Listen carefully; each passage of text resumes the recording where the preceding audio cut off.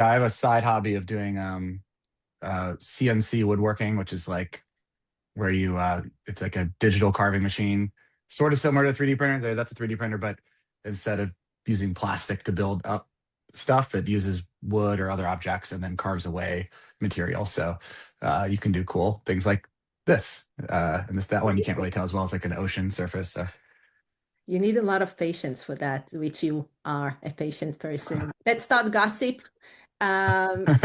We have Ben and Mahela in the room, and because we are all about the peer ripple effect, we thought that there is no better way to talk about a community than talk with people from our community that create an amazing peer ripple with the climate tech community that they started. So now it's May 2026, and last year they came with an idea, and we're gonna join them on the journey.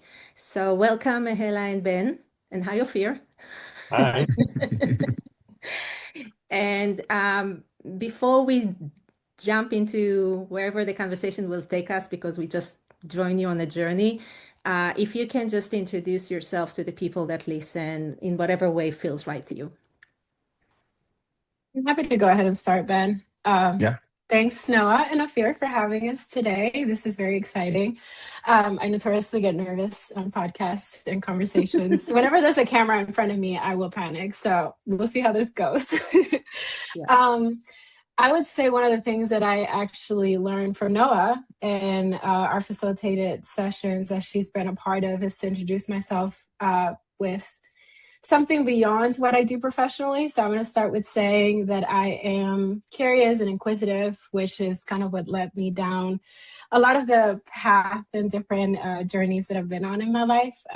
Professionally, that led me to work as a marketing and business development director at Hutchison, where I really get to connect with founders and the technology and life sciences space, startups, ecosystem, or entrepreneurial communities quite a bit. And so through that journey, I've learned and I've been part of the partnership side of things. But I was also searching for an opportunity to use my skills, my drive, and my passion in something that I felt like was meaningful. And so when Ben and I connected over a year ago, it felt like just like the right moment and the right opportunity to put those skills into something that I cared about deeply. And so I also became the co-founder of Carolina Climate. So it's been a really exciting journey, which we'll talk a little bit more about today. Yeah, well, everything is going to be about Carolina Climate. Yeah. Nothing about you.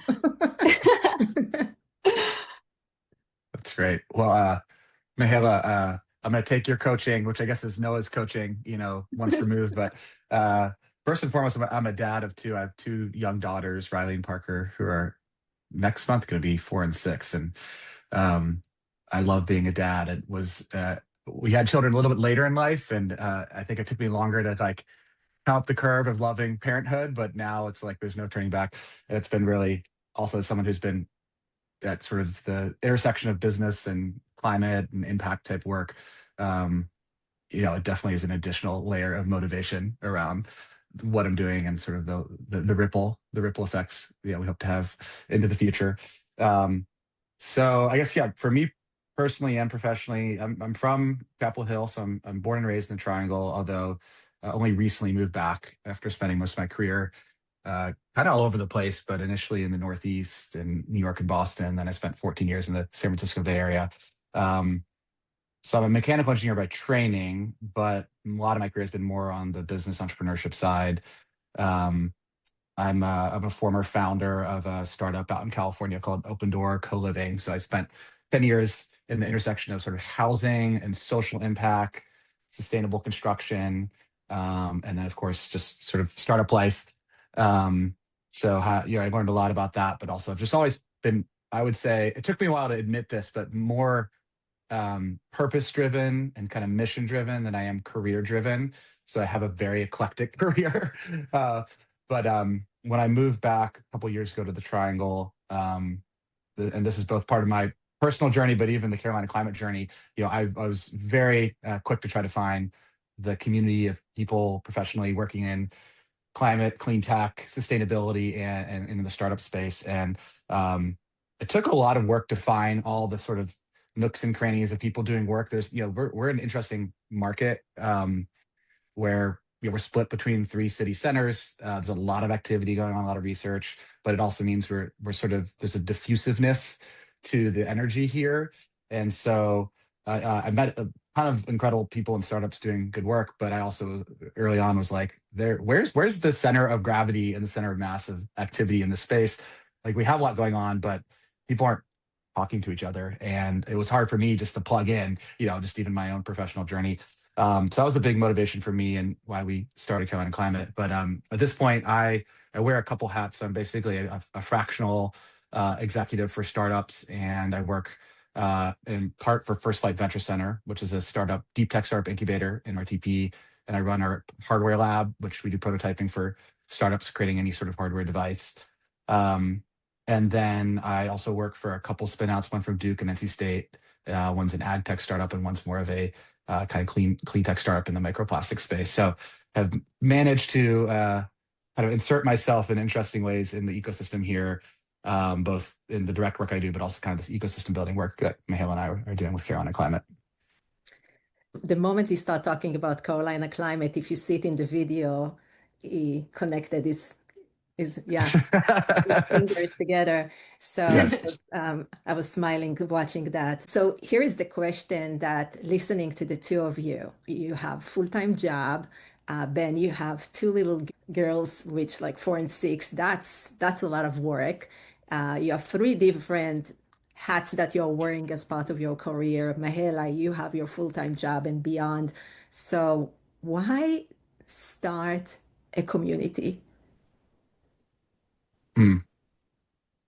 I mean, in some ways, and I'll be interested, Mahela, to hear your answer, but in some ways it was the low-hanging fruit, I feel, because they're already, the community in some way was already here. It's not like we had to like make a community, and like the people were already around, but a lot of them knew each other, but a lot didn't. And, some are in Durham, some are in Raleigh, some are in Chapel Hill. So I think they needed like a reason to get together. So it felt to me like maybe the path of least resistance. And, there's been a lot of work, I think, more kind of at the 30,000-foot level to try to create sort of a clean and climate tech ecosystem here, and doing strategic planning and trying to get funds from the state or the federal government, which is fantastic, if we can pull that off. But we were like, where's the sort of in the trenches, ground level work just to bring people together? Because that's, I think for us, that felt like the right starting point, and it's going to be a lot easier to attract resources and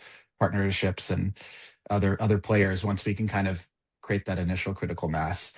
So that's my main answer. But the other thing is, I spent 10 years as a co-founder of a co-living startup building community houses across the West Coast in 3 different markets. So community, I feel like I can do in my sleep. it's just something I've dedicated a lot of my adult professional life to, and including having lived in a couple of our co-living houses for half a decade. So yeah, that for me, those 2 pieces were the why. Yeah, I would say that for me, I come from a professional services background, so working in marketing and business development, but also through my work at Hutch, I had built a lot of partnerships with current entrepreneurial communities here. And so I was really curious, especially we service the founders and startups here, but I was really curious to learn from my own experience, what it takes to build a community. I was already deeply connected, but understanding what builds trust and what keeps people engaged, and how to make this happen. And of course, for me, I would say more personally, climate felt like a personal alignment, just because, I moved from Miami to North Carolina to be closer to nature, to be more connected. And so it felt like a natural space that I wanted to really dive into. And yeah, but mainly it was around seeing, okay, how can we build a community here? What does it take? And it felt like, based on a lot of conversations that Ben and I have had, that it was missing. It was a missing piece for climate tech.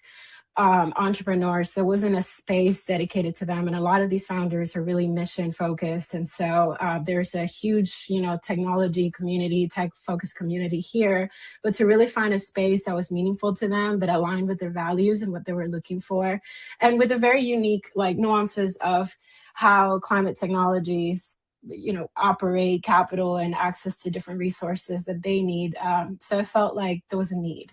And we realized that very quickly when we had the initial events and things like that, that brought our community together, that there was a huge interest. So. Now, I have a couple of questions. I think the first one is to understand, you both talked about the group of people that today are part of your community was already here, was already to some degree working together, collaborating. So what's the difference between this group of people just being a group of people and them becoming a community? Yeah, I mean, I would say that there was not a singular community. That was the big thing. There's little pockets where people are more connected, especially around the universities. UNC, they have their clean tech summit, or Duke has their Nicholas School for the environment, and they're very actively trying to spin up more climate tech activity. The Duke ecosystem and folks connected to that. I would say NC State as well. NC State, to me, probably is the most mature, and but there's skews a little bit more towards ag tech, which has a huge climate tech component. But it just is, it's sort of very much the flavor of NC State. There's a little in RTI, but anyway, there was no singular community. I think one of our premises is, there is building this community, but then what comes after that? I think we see this community as this core asset to then attract resources that to be frank, there are a number of challenges in starting, particularly like a hard tech, deep tech, capital expensive climate tech company in the Triangle, because it is capital intensive compared to a software startup, and the access to that type of capital is much more limited here. So it sort of seems silly to us that there wasn't that common. And how are we going to compete against New York and Boston and San Francisco, which have just much larger venture capital markets? So I think for us, it was bringing all those communities together under one roof, both for the intrinsic value of being around fellow entrepreneurs in the space, and also it's going to be easier for us to leverage that to then drive value and resources back to the entrepreneurs. I think that one of the things that I've chatted with a lot of ecosystem builders about is the silos issue that we have here, right? We lack that density that maybe a city like New York, or even me coming from Miami, you have an area where everybody gets together, everybody's connected. And so it's easier, arm's length, with a lot of the people that you want to be talking to on a daily basis. But since we're a little bit spread out, I think even on the university side, or even on the entrepreneurial community side, you see everybody working in their silos, creating programs and putting together events for their communities. But what we are missing is an opportunity to bring those together to really build that critical mass that's going to help us fend at a national level and position ourselves as an innovation hub in order to get access to those resources, like Ben was mentioning, that are a little bit more difficult to gain, and that this particular community needs. And so for me, it's really, what I think it was missing is that one space that can funnel and pull those resources together, bring all those people into a room. It's a lot of what Ben and I have talked about. We don't want to reinvent the wheel. We want to really utilize the resources that are already here, but utilize them to build this specific community, which is climate tech, clean tech entrepreneurs. And so I would say in summary, it's like, how do we bring all of our individual efforts and create a really strong collective community that is inputting from everybody and everything that everybody's working on already to really build that critical mass. So, you talked about silos, and that's the word I was thinking about. And that actually there is an interesting book. I will try to find it and put it in the show notes about silos. And one of the first questions they ask, are silos bad? And I think what I hear from you are those two sides, that there is a need for the different universities pockets or areas for the groups to meet on what they need, but you're trying to kind of like create an umbrella that brings everyone together. And I'm pondering, because there are leaders to all those other groups, what was cool about what you were doing is really bringing all the leaders of the other groups to this community and partner with them. So what was the magic, or what was that thing that you were doing that was different maybe than other people that build communities?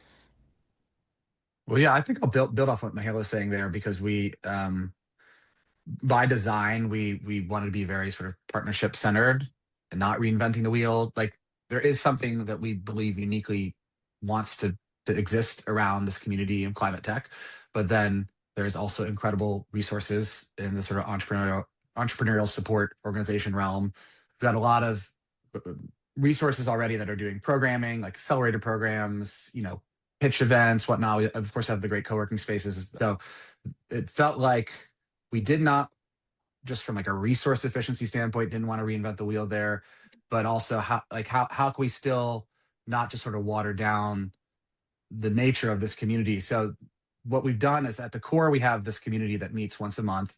We call it the Founders Circle, and that's very curated around people who are truly founders and sort of the core leaders of their organization, which we found is important, because a lot of events, you have people coming and marketing their services, which is great. There's a need for that too, but there's already a lot of that. So this core community, that's something that we sort of directly do, but literally everything else we're doing in partnership with other organizations.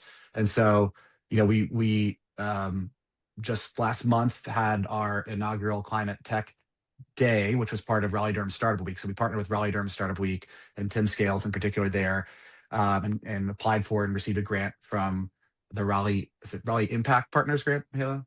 Yeah. So it was money to Raleigh. Congrats. Yeah. Yeah. So That was a Raleigh big day showed for their you guys. support. It Yeah. was, yeah. It really, for us, capitalized this sort of more ecosystem building program beyond just the core founder circle. And the other half of that grant is going towards a climate tech week this fall. So yeah, I think the partnership model is a way for us to, on one level, eliminate silos, but then also not reinvent the wheel. So, we'll see how this all plays out, but we're hoping we can have our cake and eat it there. In a way, it's a way for us to be that web, right, that is connecting all these silos together. And how can we, take the things that these various entrepreneurial communities are really good at and bring those benefits to our founders, like CD and First Flight, really well-established organizations here that, support founders in a lot of different ways. And so we just maybe utilize the space or tag along to some of their happy hours and spread the word about the community that we're building in order to share what we're doing, identify supporters, future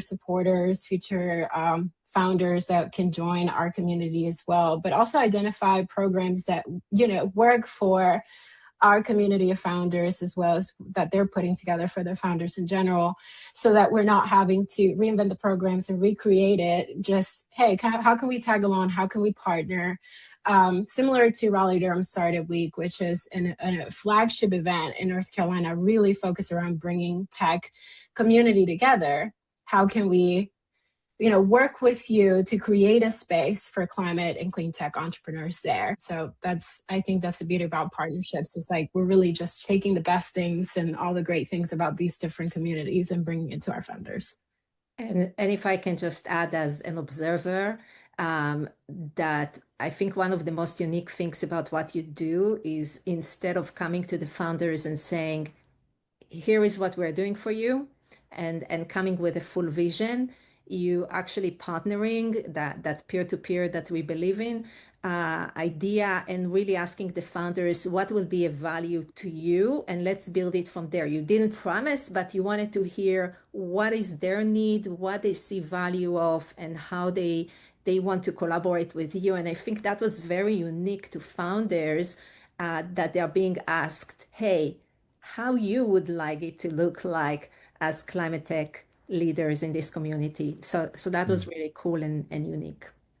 And to give credit where it's due, Noah, you were more than just an observer. You were very essential to facilitating that initial experience, I mean, just to say a word about our pilot program, the Founder Circle, because you were sort of pointing to this, but when we first started and we got this grant from NC IDEA, we intentionally we didn't want to do the if you build it they will come approach. We wanted to have it be co-created with the community.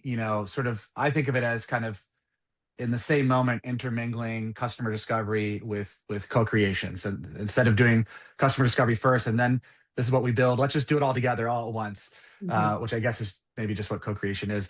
But I thought that was an incredible program. We did 3 sessions and we had over 40 founders participate. And this really was this sort of seminal initial bringing together of this community.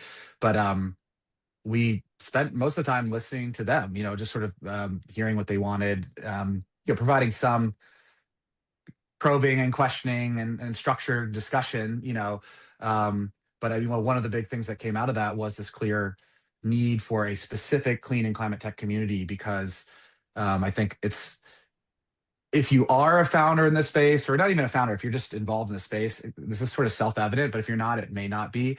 But being sort of mission driven first, of actually most people in clean and climate tech don't start with something like, I have a way to make money, or I have a really cool business strategy. It's like, I have a problem in the world that I care deeply about, or actually in most cases, like I'm deeply bothered by, like I lose sleep over this, or this is like something doesn't sit right with me around it. And like, I'm going to now try to solve that using the tools of technology and business. And I think that's a very different way to approach business. And in fact, it's also something that, in my experience, attracts a lot more founders and professionals that maybe would not have otherwise been involved in business. Like, they're not motivated by building a business itself. It's more of a means to it. And so I think that piece really came out of that. Maybe not as a surprise, but just seeing how much these participants were hungry to be around other people running up against the same problems that they are, thinking in similar ways. So I think that was really powerful to kind of not just have an idea on that front, but feel the energy of people engaging in that way. That was really helpful. But I think that core piece around connection was very, very helpful for us. I would just reiterate, and this is just one thing that I wanted to add about kind of the emotion in the room, the energy in the room that Ben was talking about, and the format that we utilized, which Noa was instrumental in making that happen and creating that energy in the space, was really focusing on why, what, and how. And I think that really took them down a journey of understanding and asking and learning from each other. Why are they doing this work, and understanding that key portion around, like, what does this mean to you? What are the challenges that you're facing in your community? For us to really be able to understand, what are the things that we need to support founders with, because we may think they need more events and more program, but that's not really the challenges that they have, and really invite them to work with us on the how. And I think in bringing them along in this journey, it really created a strong connection. They were part of building this. They were committed to this community. And so that in turn created a community that's really there for each other, because they feel like they, a piece of them is embedded into it. They formed part of its inception, its creation. And that's really what we wanted to accomplish with that process. And Ofir, before you ask your question, I will just add that to see those people then co-organizing with Majela and Ben the Raleigh-Durham Startup Week, Carolina Climate Day, was really cool, because they took the lead. And I think this is what's unique about this experience, how fast people took the lead and start co-leading with these leaders. If I want to build a community tomorrow, right, and it can be in climate, it can be in any other area, what are the learnings that you take from the last year in building your community that are kind of transferable across topics? Obviously, the passion in every community goes elsewhere, but what are the things that you say, kind of, these are 2 or 3 principles that if you follow those principles, you can build a successful community. The only thing I feel we could have, or it's a learning experience for us, is that I think Ben and I spent a lot of time, and maybe this was needed, right, for us to hit the right chord and the right timing, because I think we've had really great momentum since our first event that we had like 85 people attend. And so maybe the timing is, it happened the way it did for a reason.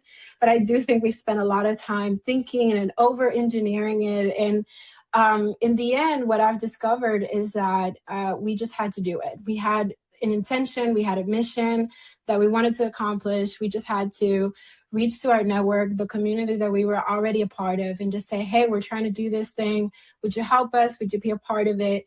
And we probably would have had the same results. We did spend a lot of time, which helped us, at least me and Ben, connect to understand our alignment, what the vision was for us, and spend a lot of time really thinking about all the different iterations of what this could be. But I would say if we had just kind of jumped in, it would have still worked out. So don't overthink it. It's the summary. Yeah, I couldn't agree more. I think having that sort of bias towards action, and when Majela and I first connected, it was part of a broader conversation around some sort of climate tech hub in this region that was, again, this more top-down initiative. Like, let's see if we can get like a $500,000 grant to do a big strategic planning effort and then present that to the General Assembly, which is like, I want that to happen. But that we were just sitting in a couple of the conversations being like, this is going to take a long time.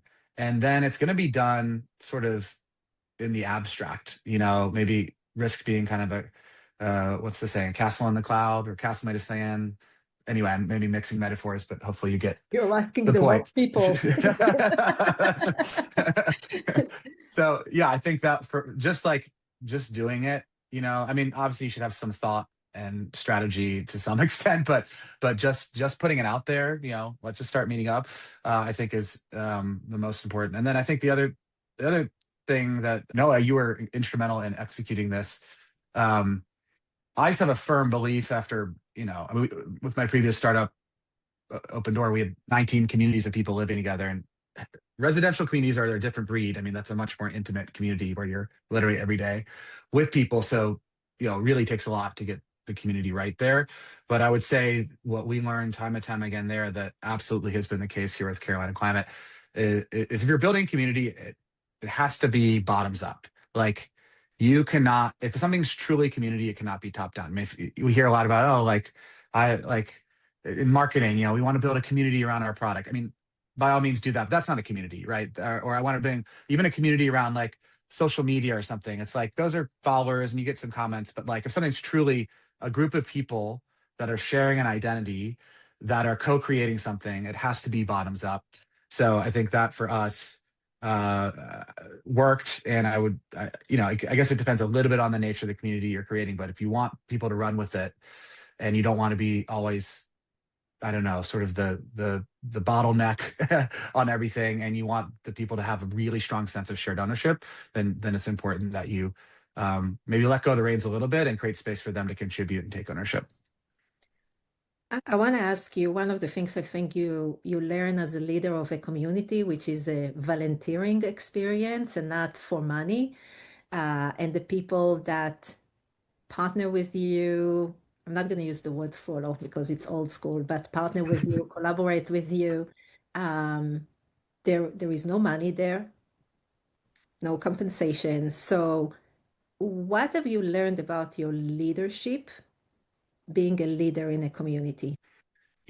I think in the early days, not just being able to throw money at the problem has been, it has forced us to be scrappy and creative. I think, that's the other part of that partnership approach is it means we also can sort of leverage resources without necessarily having to fundraise. So that can be helpful. But also it's meant us being more kind of lightweight and sort of minimalist in our design, not over designing it, because I just don't have the time to do a heavy-handed, programmatic lift. So I think it has focused us and kind of honed the edge of like what are the most important things we could be doing. So having us land on this core founder circle as the heart of what we're doing, and then partnering to be able to get more scale and more impact and more resources for the things that are, have a wider reach. So those are the things that come to mind for me. Yeah, I would echo what Ben said about really traveling light and making sure that you're really focusing on the things that you need to be doing. I would say very important, or a couple of the things that we've done, right? When we've partnered, we found partners that are other entrepreneurial organizations to be part of the planning process with us as well, to also gain that visibility through our community, but also vice versa, help us get visibility through their communities, has been really a key partnership dynamic that we've developed since we started, which has helped there be some type of, benefit to both of us collaborating and working together. But deep down, there's also a deep interest in alignment in our goals. We have founders that have been part of our planning community. We've had other ecosystem builders, like with Raleigh-Durham Startup Week, and so there's a shared interest in building, in creating, and uniting. There's a shared interest in climate. And then we found ways to help and support and elevate each other, because at the end of the day, there's also that partnership has to be a two-way street. So I hear from one hand, it needs to come kind of a grassroots movement, right? Build it from the bottom up. But then you talk about a couple of things that you as leaders had to do in order to support, build the infrastructure, maybe create the mission statement or the great vision for the community. So how do you balance this in a way that, on one hand, someone needs to lead this, right? It's not going to happen of itself, and on the other hand, you want the members of the community to be the ones that are pushing the agenda. In my experience, that's definitely more art than science. I don't have a singular answer. I think in some ways that inviting in the co-creation is, I don't want to say that it's sort of nominal or, but there's a reality which the people that we're inviting in are, well, they're all busy founders, right? So they don't want to have a say in everything, right?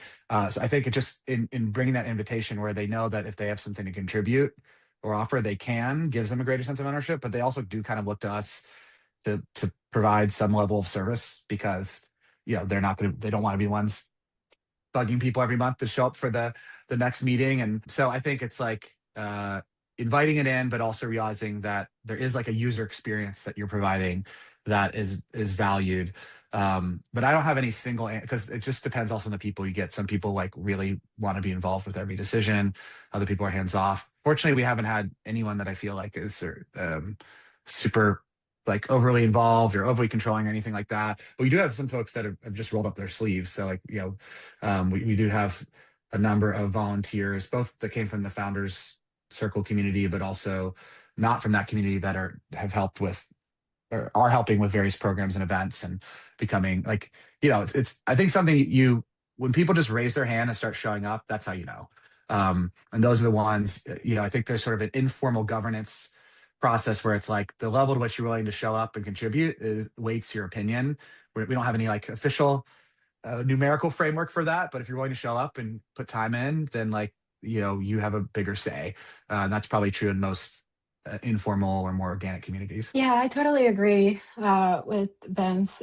There's two flagship events that we have: the NC Climate Tech Day with Raleigh-Durham Startup Week as a response to that, and then NC Climate Tech Week in the fall. It's another flagship event that we plan to put together. But we also have a series of other programs that are happening monthly, and they're a direct result of the feedback that we receive from founders and what they wanted out of this community. I will just add, before we move into the round of reflection, that many years ago when I led a different community, I learned from one of my mentors that if you ask who's willing to raise the hand, who's going to help here, and no one is raising their hand in the community, you just let it go.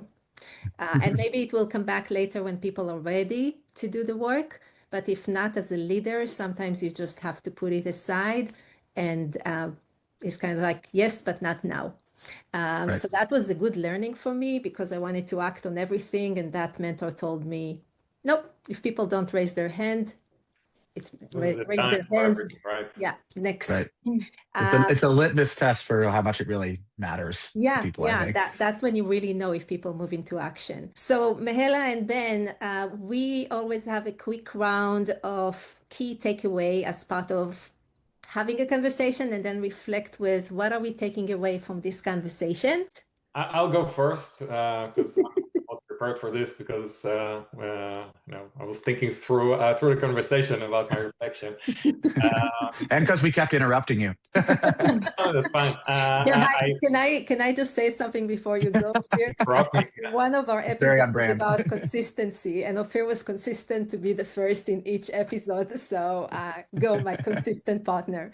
Yeah. I think what I hear is that if you're building a successful community, you need to be ready to kind of let go of your baby, right? It's like you're starting, you have to take the lead in order to build, to form the community, to form the infrastructure, the mission, right? Validate the purpose.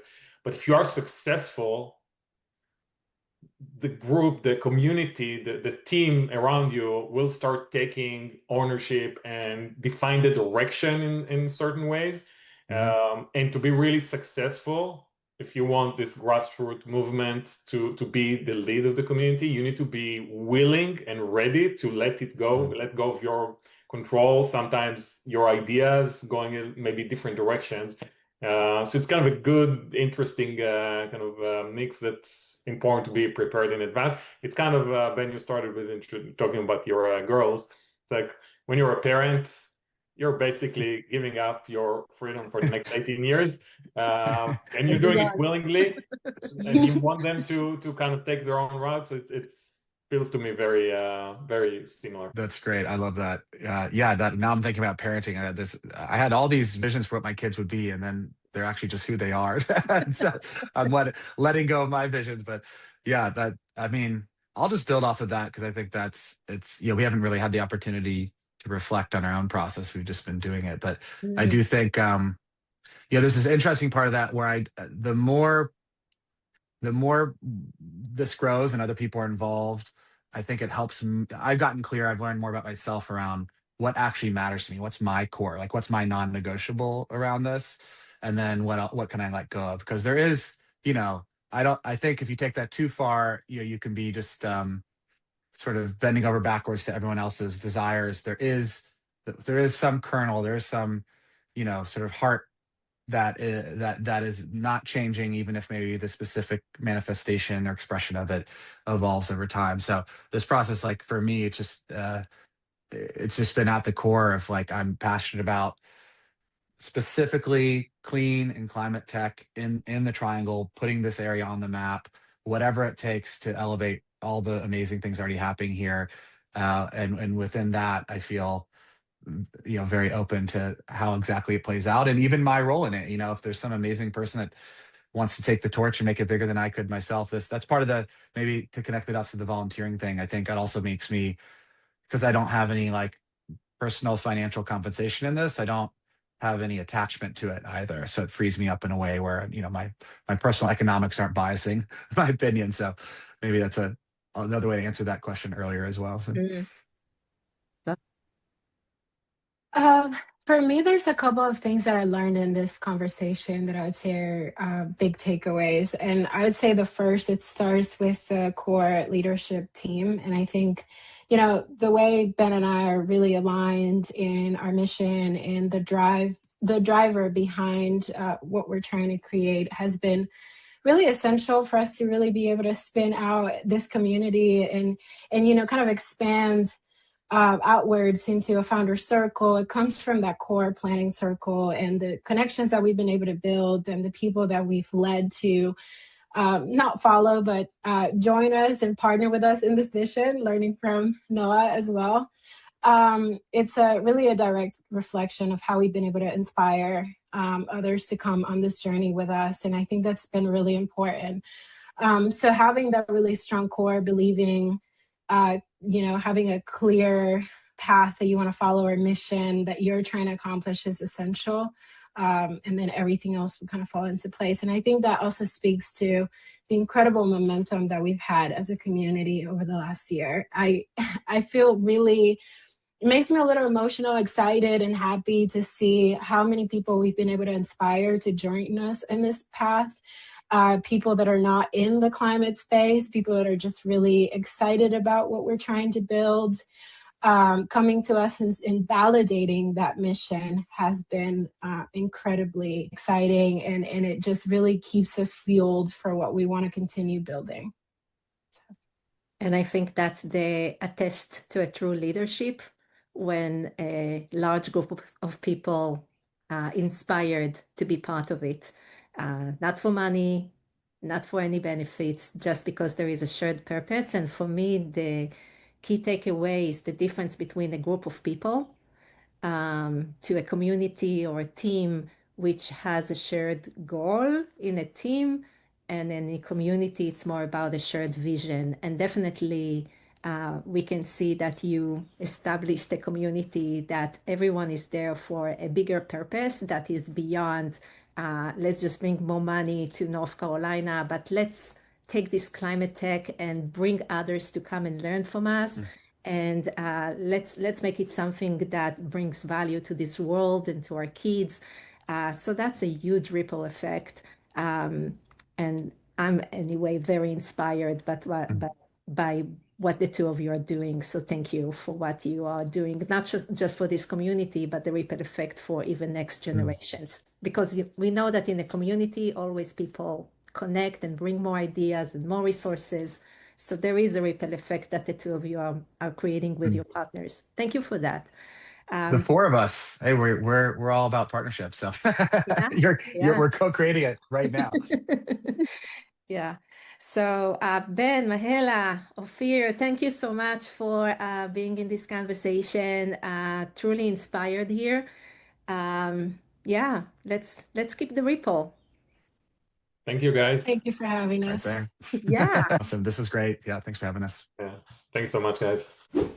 Thank you for listening. If you found this conversation with Majela and Ben inspiring, just as Ofir and I did, and you want to share it with a peer, with a friend that is thinking about starting a community, or even with your co-founder of a community or a team, that's what we're talking about. That's the peer ripple of sharing resources and having a good conversation that is meaningful.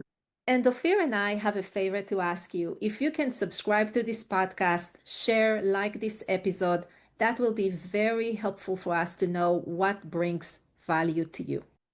Until next time, cheers.